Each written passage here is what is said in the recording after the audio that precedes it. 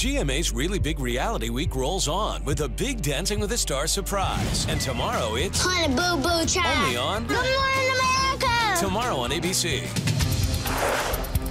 Hey, hello to our fans online. I'm Rob Nelson. And I'm Diana Perez with the top stories on this Thursday, March 14th. It was a night of excitement and rejoicing as 1.2 billion Catholics celebrated the election of the 266th Pope. Jorge Mario Bergoglio, former Archbishop of Buenos Aires, becomes the first pontiff from the Americas and the first non-European Pope in almost 1,300 years. Later on today, Pope Francis is expected to meet with his predecessor, Pope Emeritus. The inaugural Mass for the new pontiff will be held on Tuesday. And as you can imagine, the people of Argentina are brimming with pride and elation over the election of the first ever Latin American pontiff. Thousands of people poured into the streets of Buenos Aires to celebrate the new pope, cheering, singing, waving flags, crying some tears of joy as well.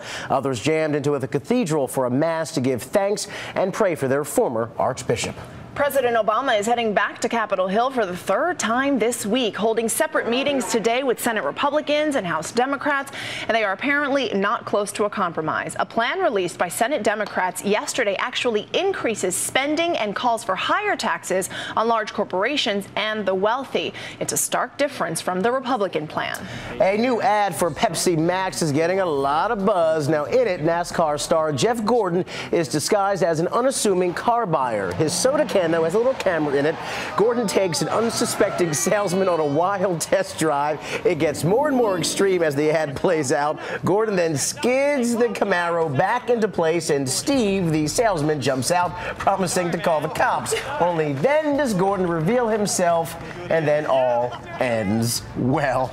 It's a really cool prank. We're just not sure it's actually true. Well, yeah, we're going to test the authenticity of that. Not quite sure, but either way, it's really cool. It is funny. I'll give him that. Yeah.